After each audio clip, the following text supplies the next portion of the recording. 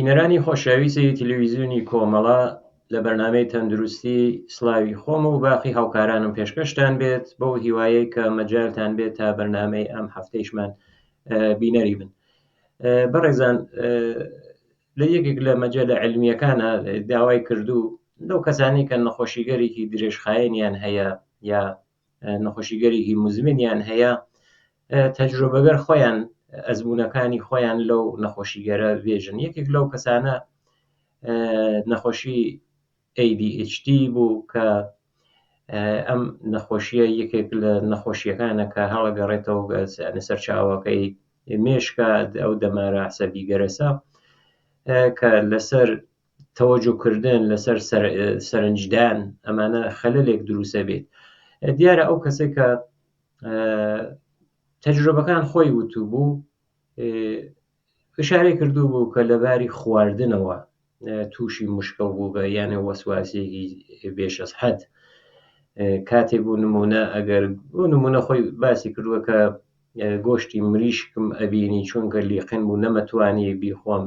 لە خواردنەکانە بۆنەکانی عەزیەتمیە کرد، یا ئەوەی کە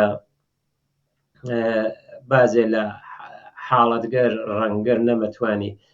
دیارە ئەو ئەلبەتە تەجروبەی خۆیە و توویەتی کە ئەو کەسانەی کە ئەو نەخۆشی ADHD یا ADHD یا خولاسە 4 حرفە بەهۆی زوانەکانەوە بە وڵاتە خۆنگە ئەگەر احتماڵن بینەرانی خۆشەویست منیش جوڕیان جاروبار وتم ADHD بەپێی ئەو حروف ئەلف باسە کە ئەم کەسە وتمان تەجروبەگەر شخصی خۆی وتووە، بەڵام وتوێتی لەباری خواردنەوە و ئەوەی وتووە کە کەسانی کە ADHDیان هەز زۆر گرنگی نادەن بەو وەزعیەتی جسمانی لەباری کێشیان باڵایان کە چەندێک تەعادڵ بێت. ئەلبەتەوە لە هەمویان سادق ناکە، بەڵام ئەم کەسە ئەوتوی بۆ من وابوو جاروا بوو کە ئەو مشکڵمە نامە کێشی لە ئەنازە بەدەر ئەبوو یا زیاتر سەرنجی بدایتە لاغرە بووەوە و کز ئەبوو. ئەوە یەکە تەجروبەگەر خۆی دێ. هەروەیشە بوو بە هۆکارێک کە ئێمە بین ئەم بەرنامەمانە تەرخانکەین بە ئەم حاڵەتە کە نەخۆشیە، بەس نەخۆشیی خەتەرناک نییە، حاڵەتێکی زۆرتر وتمان عەسەبیە، تەئسیراتی خۆی هەیە لەسەر ئەو کەسە. ئەو تەئسیراتە ئەتوانێت کەمێک حاڵەتگەر منفی بێت، ئەو حاڵەت منفیە لەباری ئیجتماعی و هەیە ئیجتماعی کە ئەمەتوانێت ناو کۆمەڵگا بێ، هەم لەسەر کار و بارە بێت، ئەمانە کە ئەتوانێت تەئسیراتی بێت. بۆیە ئێمە بەرنامەی ئەوەمان ئەم بەرنامانە تەرخان کردووە کە بە ئەم نەخۆشی ADHDە کە بزانین ئەم نەخۆشی ADHDە چییە، یانێ ئەوە چه حاڵەتێکە. هەروەش کە لە تایتڵی بەرنامەکە هەیە تێکچوونی کەمی سەرنجدانە، یانێ یەک تەوەجوکردن یان ئەوەی کە سەرنج بن بۆ شتێک کە بە دقەتەوە ئەنجامی بن ئەوە تێکەچێت. بە زمانێکی تر ئەتوانین بڵین کە دقەتیان دێتە خوارەوە. یەکێکی تر لەو حاڵەتگەرە جوڵەیان، یانێ حرەکەتی ئەمانە لە ئەناز بەدەرە، یانێ ئەکتیون. ئەوێنیت کە بۆ نمونە کەسێک ئەو ADHDە بێت، جوڵەی فرەز تێت ئەڕوات هەروە یان حرەکەتگەرێکی بێهەدەف. بۆ نمونە ئەوێنیت ناو جەمعێکە دانیشتووە هەڵەوە ئەگەر هەمووی ساکتە، بۆ نمونە ئەڵێم حتا ئەگەر کەسێکیش یەک نەفەر خەریکە قساکات، ئەگەر ئەو کەسە کە ADHD هەیە ئەگەر بۆ نمونە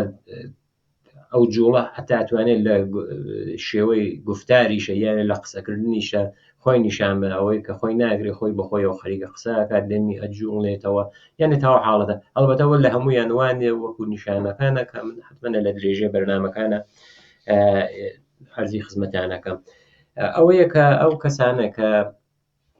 ADHDیان هەست ئەمانە لەبان تەمەرکوزە، یانێ لەبان ئەوەی کە لەسەر شتێک فوکوسکەن تووشی مشکلە بن، یا هەتاین بڵێن هەر ئەو سەرنجدانە ئەمانە تووشی مشکلە بن و ناتوانن کۆنتڕۆڵیان بەسەر ئەوە بێت، یانێ سەرنجانەکەیان کەمە بێتەوە بەرەباری کزیە بێت. نە ئەوەی کە فکوسێکی عەمیق و بۆ نمونەگەرێکیانە ئیشێک ئەنجام بن ئەو ئیشە نیمونەتواو یا لە بیریانەچێت ئەو شێوەسە تقریبا هەمیشە چاڵش دروستەکەن ئەو چاڵشیشە ئەتوانێت هۆکارێ بێ بۆ مەحدودیت ئەو مەحدودیەتیشە لە کارە هەیە لە ئیشکردنە و دومیش لە خوێندن و متاڵعە معموڵە نەمانیشە بەتایبەت لە مناڵانە لە دەورانی مەدرسە کە زۆرترین کات دەورانی سەرەتایی ئەو دەبستانەسە خۆی نیشانەدات ئەو مشکلاتە بۆیان دەرسێری ناتوانن زۆرتر تەوەجوکەن تەوەجو ناکەن بۆ نمونە لەسەر کلاسە ئەگەر مەعەلمێک خەریکە دەرسەدا ئەمان ناتوانن فکوسکەن یاد ئەو سەرنجە بدەن لەسەر ئەوەی کە ئەو مەعەلمە چیاڵێ لەسەر کلاسە و هەروەها کە تێنیشە و تقریبا شتێگەر وانە یانێ لە وەزایف لە تەکالیف کەمی خۆیان هینەکە ناتوانن خۆیان مقایەتکەن ئەوەیە بۆ مناڵان ئەو حاڵەتە ئەتوانی نیشان بێ خۆی دیارە لە دواتریش ئەگەر بە دوای مدیریەتە نەکرگێ بە شۆن بەرنامە ڕێزیان نەکرگێ ئەو کەسانی کە ADHDیان هەیە ئەتوانێت تووشی خەموکی بن تووشی دڵڕاوکی یا ئستراب بن و زیاتر لەوانیشە حاڵەتی ترکە هەیە ئەمانە ئسترسیان هەیە یعنی ئەو ئسترس و ترسە هەمیشە لەگەڵیانە هەیە بەتایبەت ئەوانەی کە بە شوێن مدیریەتکردنی ئەو ADHDیان نەڕۆن بۆیە ئەوانەی کە ADHDیان هەیە نە هەمویان ناتوانن بە ئارام دانیشن یعنی ئەگەر حتمەنیش دانیشن بێهەدەف هەڵەسن جوڵەیان هەیە حرەکەتەکەن ئەوەیشە کە ئەو حرەکەت کردیانە دوو مشەخەسەی هەیە یەکێکی ئەوەسە کە بە سرعەت ئەنجامیەدەن بە خێرایی مەسەڵەن هەڵەسن ئەڕۆن و ئەنگیزێکی ئانیشە یانێ بۆ نمونە درگاکە بازەکات ئەڕواتە دەرەوە دیسانەوە دێتەوە ماڵەوە حرەکەتەکە ئانی ئەوە کە عەرزی خزمەتانم کرد ئەو کەسە هەدەفێکی نییە بەڕ ئاسانیش ئەمانە هەواسیان پەرتە بێت یانێ وەختێ قسەیان نەکاکە یاهانە جەمعەکە ئەمانە بە ئاسانی هەواسیان پەرتە بێت ئەو شەیەکێکتر لەو نیشانەگەرەسە کە خۆ بەو نیشانەگەرە ئەبێ کەسەکە خۆی بژێ یعنی من وامە یعنی یا ئەوەی کە ئەڕوون بۆ معاینە پزیشک ئەبێت بە سەرنجدان و بەو شێوە معاینەگەرێکە هەیە بەتایبەت معاینەگەرێکی پرسیاریە شناختیە پێی ئەوات کە ئەو کەسە ئەو حاڵەتی هەیە من هەروە بۆ ئەوەی کە بە تەرتیب بڕووینە بەرەوە ئەم مشەخەساتی چۆنیەتی لە گەورە ساڵ و لە مناڵانە من ئەوە تا حدودێک جەدوەلبەنیم کردووە و پێشکەشی ئێوە خۆشەویستانی ئەەکەم لە مناڵانە دیارە ئەوەی کە پێڵێن هەواز پەرتی ئەوەی کە سەرنج نادن لە هەموو تەمەنێکە لە مناڵانە ئەمە شتێکی عادیە یانێ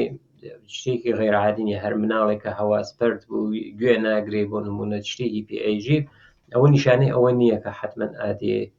هۆدی هەزیانێ بەڵام ئەوانەی کە ئەم حاڵەتیانە هەیە ئەوەی کە ئەو تەمەرکوزە زۆر شەدیدە یعنی ئەو حاڵەتە کە پێشفەعالە کە ئەو حاڵەت پێشفەعالیانە هەیە ئەمانە ئەو شێوە ئەو ئەنازیانە زۆر ها لەسەرەوە یانێ زۆرتر هەواسیان پەرتەوێت ناتوانن تەمەرکوزکەن یانێ لە مناڵانە ئەمان تقریبا ئەو هەواز پەرتی و تەکان و شەکان و جوڵە و حرەکەتیانە زۆرترە ئەتوانین بڵێن کە دایک و باوکەکەی ژێ بە مناڵە منە حاڵەتێکی غێرە عادی هەیە بۆیە لە مناڵانە ئەوڵین تەشخیص لەلایەن دایک و باوک و گەورەکانی دەوروبەریانە دەرگێت کە جوڵەیەکی ئەم مناڵانە جوڵەیەکی زیاد لە حەدیان هەیە ADHD تایبەتمەندیگەرێکی هەیە کە ئەتوانێت ئەو تایبەتمەندیگەرە سێ تایبەتمەندیە یەکێکی لە جوڵەز یعنی ئەو پێشتەکانگەرە ئەو تەکان و شەکانەی کە لە خۆیان ئەیدەن ئەو یەکێک لەو حاڵەتەسە کە ئەیبینین حاڵەتی دووەمی کە هەیە بێتەوەجۆن یعنی سەرنجیان ئەسن سەرنج نادەن حاڵەتێکی سێوم هەیە تەرکیبیە یعنی ADHD ئەتوانێت لە بازێک کەسە فقط لە جوڵەکردنە خۆی نیشان بدات لە بازێک کەسە ئەتوانێت لە سەرنجە خۆی نیشان بدات بەڵام لە زۆربەی کاتەکانە تەرکیبێ، یعنی هەردووکی هەیە. من حتممەە جیاوازیەکانی ئەرزی خزمەتتان دەکەم کە ئەو جیاوازیگەرە چۆنە، چۆن لە گەورە ساڵانە تقریبەن لە گەورە ساڵانە مناڵانە ئەو جیاوازیگەرە ئەتوانێت کەمێک فەرقی بێت. بەڵام زۆرترین کات حاڵەتی تەرکیبیە، یعنی هەم لە جوڵەکە هەیە هەم لەوەی کە سەرنج نادەن، یعنی ئەو دوو حاڵەتە کە پێشەوەی ئەو ADHDە کە ئێمە ناویەبن بە لە ئێرانە من تاوجێگە بزانم هەر بە ADHD ئەیناسن بە پێشفەعالیە، یانێ بە حاڵەتی پێشفەعالیەژن ئەو نیشانەکانی یانە تایبەتمەندیەکانی هەر ئەو سێدانەسە، یانێ یا جوڵەس کەمانە جوڵێن زۆر ئاکتیڤن، یا سەرنجدانە کە زۆر بێتەوەجهن، یا ئەوەی کە تەرکیبیە. بەڵام بۆ ئەوەی کە سەرنجەکە بەتایبەت ئەو سەرنجە چونکە لە خانمانیشە ئەم حاڵەتە زۆرترە، یعنی شێوەی سەرنجدانەکە تقریبا وتیان ئەو سەرنجدانانە چۆنیەتیەکەی ئابەم شێوەسەکە یەکێک خەیاڵ پەردازیە، ڕۆیا پەردازیەکان ئەو حاڵەتیانە هەیە بە نسبەتێک کە ئەوە هەیەە هەواسپەرتیان هەیە، یانە کارێکە بۆ ئەوان دیاریەکەن ئەو کارە کە ئێڵێن وا بکەن وان بێن ئەوان هەواسیان پەرتە بێت ناتوانن سەرنج بدەن بۆ کارە بێدقەتیە، یعنی ئەوەی کە ئیشتیبای زۆرەکەن معموڵەن کەسانێک کە ئەگەر هاوکارێکیان بێت عالم دینیا بێت تقریبا مشکڵەکە زۆرتر بۆ هاوکارەکە یانە تا بۆ خۆیان گوێ نادگەن لە حاڵێکە کەسی خەریکە قساکە ئەمان خەریکن گوێ ناگرن بۆ ئەوە یەکێک لە نیشانەکانیە. مدیریت و سازماندەهیان زۆر زەعیفە و ئینسان گەرەکە ADHDیان هەیە. یەکێکتر لەو تایبەتمەندیگەریانە ئەشیایەکە لازمە، ئەو ئەشیایەکە ئەبێت هەمیشە لە بەردەستیانە بێ، بەتایبەت کلیف زوو گومیەکەن نازان لەکوێ دایانناوە، ئەوەیش یەکێکتر لەو تایبەتمەندیگەرەسە وتمان لە دەستورعەمەڵ لە بەرنامەڕێزی جیالەوە کە مشکڵیانەست ناتان لە دەستورعەمەڵیشە بۆ بەڕێوەبردننی ئەو مشکڵاتیانە هەیە. حاڵەتی دوو یەکێک لە نیشانەکانی تریش وتمان لە جوڵەکردنە، یانە جوڵەکردن ئەو نیشانەگەریە ئەتوانێت چۆن بێت، ئەوەیە کە هەمیشە هەنە حاڵ حرەکەتە، یانێ جوڵەیان تێ ناتوانن ئارام دانیشن، دەرەچن بان و خوارەکان لە زەمانگەرێکی نامناسبە، یعنی زەمانگەرێکە ئەمان ڕعایەت زەمان و بەکان ناکەن، ئەوەسە کە کۆنتترۆلیان نییە ئەوە لە ئەو حاڵەتەسە لە قسەکردنە ڕعایەت نۆبەت ناکەن، بەس بوونمونە ئەگەر لە شوێنێکە قساکردی ئەبێت نۆبەت بگیرێ بۆ قسەکردن ئەمان ڕعایەتی ئەو حاڵەتە ناکەن، بێقەراریش هەیە، ئەو بێقەراریە وەکو لێدانە، یعنی زەربە لێدانە بەدەست یا لە پا، ئەوە یەکێکتر لەو نیشانەگەرەسە. قسەکردنیشیان هەیە بیانێ پارازیتە خاندا و قسەکردنە، ئەوانە ئەتوانێت لەو نیشانەگەرە بێت کە بوو بەشی جوڵە بەکارە بەرگێ. بەڵام وتمان زۆرترین کە حاڵەتەکان ئەو حاڵەتە تەرکیبیەسە، ئەو حاڵەتە دووگانەسە کە تێکەڵە بێت. تەشخیصی چۆنە بۆ ئەوەی کە دەستنیشان بکرێت واقعا ئازمایشی تایبەت نییە، یعنی بژی ئەو ئازمایش خوێنێک یا ئازمایش ئەکسپەرداری هیچ ئازمایشی تایبەت نییە. معموڵەن لە دۆرانی دەبستانە لە دۆرانی مەدرسە کاتی سەرەتایی ئەمە تەشخیصە دەرگێت، بەڵام بازێ کەسیشان گوێیان پێ نادرگێت ئەرکنە پشتگوێ لە دۆرانی تازە لاویە یا گەورە ساڵیە تازە تەشخیصە دەرگیە پێیە بن کە ئەمە ئەو حاڵەتیانە هەیە. وتمان کە هیچ ئازمایشێکی تایبەت بۆ ئەمەی کە تەشخیص بدات ئەمە ADHD هەیە وجودی نییە، بەڵام حاڵەتگەرێک هەن کە پزیشک ئەڵێ تا من متمەئن بم کە ئەمە ADHD هەیە، ئەو حاڵەتگەرە حاڵەتی بیستن و بینینە. مەسەڵەن شتێک ئێڵی بە ADHD بۆ نمونە ئەنجامی نادات تۆ ئەحساسەکەی کە ئەو کەسە نابیسی یا گوێچ مشکڵی شنەوایی هەیە، بۆی ئەوە پزیشک ئەوە ئەو معایناتاکە کە ئایا ئەمە مشکڵی هەیە یان نییە لەباری بیستن و بینینە. دیارە بۆ ئسترا بۆ دڵەڕاوکی و خەم و کی و ئەمانە ئەویشە ئەبێتن معایناتێکی ڕەوانی بکرێت کە ئایا واقعان ئەمە ADHD هەیە یا یەکدانە لەو مشکڵاتی ڕەوانی هەیە. ئەوەیە کە وتمان حتممە ئەبێ سەردانی پزیشک بگرێ هەر کەسێک کە جوڵەی فرە بوو یا سەرنجی نەدا ئەوە حتمما شەرت ئەوە نییە کە ئەم کەسە تووشی ئەم نەخۆشی کەمی سەرنجدانە بووێت. دەرمانەکانی چییە؟ یانێ دەرمانگەر کاردەرمانی هەیە، دەرمان ڕەفتاری هەیە، دەوا دەرمانیش هەیە، یانێ بە دار و دەرمانیش ئەوە تقریبا هەیە، بەڵام ئەوەی کە هەڵەگەڕێتەوە بۆ ئەو کاردەرمانیە معموڵەن بە شێوەی کە پزیشک یانێ ئەبێت احتیمادێ بێت لەبین هەردووکیانە هەم نەخۆش هەم دکتۆرەکەی کە بە شێوەی بەرنامەڕێزیە جیا لەوەی کە ئەو حفز ڕەوابتە یانە احتیمادێکە دروستە بێت لەبین نەخۆش و پزیشکە ئەبێت قوانینێکی بۆ دانێت بەرنامەڕێزیە تەکالیفێکی کە داهێنێ بۆی ئەبێ ئەنجامی بات. ئەمان تقریبا بەرنامەگەری کاردەرمانی کە ئەو دکتۆر ئەتانێ ئەنجامی بات بەخاطر ئەوە کە ئەو مناڵە بێتەوە سەر تایم ئەگەر مناڵە یا گەورەس ئەگەر کەمە بێتە سەر تایم کەم ئەو نەزم و دیسیپلینە بتوانێت ڕعایەت کات. ئەوەیە کە ئەو مدیریەتە کە لە کاردەرمانی هەیە ئەتوانێت مدیریەت بێت بۆ ئسترس یانێ تکنیگەر مدیریەت لە ڕەفتارە لە شناختیانە و بعضی وەختیش پەنابرگێت کە خانوادە دەرمانیانە لە ناو خانوادە یارمەتی ئەم کەسانە بدرگێت کە ئەم مشکڵیانە چارەسەر کرێت. چارەسەرەکە من زۆرەوەسە کە مدیریەت کرێت کۆنتترۆل کرێت و بێتە ژێر کۆنتترۆڵی ئەو کەسایتر مشکڵاتێکی بۆ دروست نەکات. لە مناڵانە باشترین کار ئەوەیە کە عزت نەفسیان بڕواتە سەرەوە یانێ ئیتمینانیان پێ بدەیت. ئەوی چۆن دروستە بێت بۆ نمونە مناڵێک ئەگەر ئەزانی حەزەکات کە ئەو وەسایل یاریە هەیە ئەی شوێنێوەیەکە پێ بڵێ کە مرەتەبی کاتەوە منەزەمی کاتەوە لە بازێک کارگەرە نەخشیان پێبەی بۆ نمونە لە ناوماڵە بۆ نزافەت پاک و خاوێنی یا ئەوەی کە وەرزش بکەن کە ئەو وەرزشە بەشێک لەو ئینرژیانە تەخلیە بکات ئەوەشە خۆی یەکێک لەو چارەسەرگەرزە. وتمان کە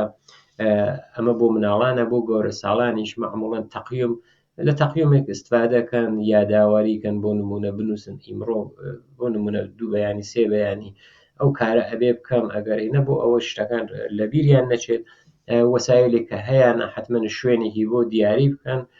بۆ نمونە کەسانێک ئەو حاڵەتیان هەیە پاکەتێکی چکۆلە دانێتتر هەمیشە کلیلەکانە خەنە ناو ئەوە یا شوێنێک لەبان مێزەکان دیاریەکەن مۆبایلەکان لەوێ دانن تا ئەوەی کە هەمیشە بە شوون مۆبایلە بگەڕن یا بە دوای کلیلە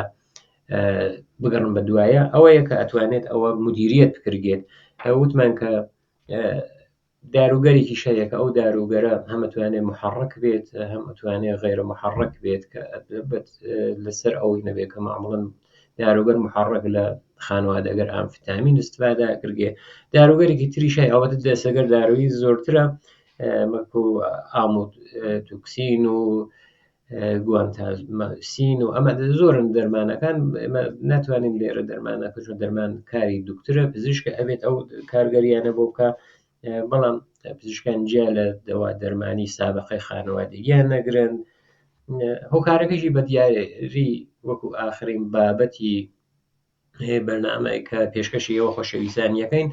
واقعا هۆکارەکەی معلوم نییە. بازێک کەسەیژن ئەگەر زایمانێک سەخت بوێت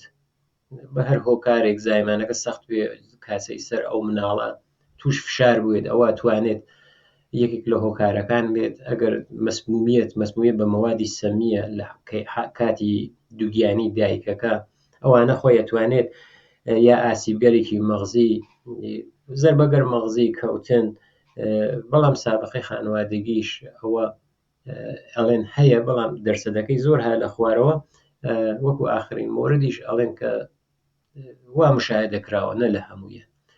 ئەو مناڵانەی کە دێنە دنیا کێشیان لەو ئەنازەی تەبیعیە کە ئەبێ بێت ها لە خواردترەوە یانێ بە وەزنێکی کەمەوە دێنە دنیا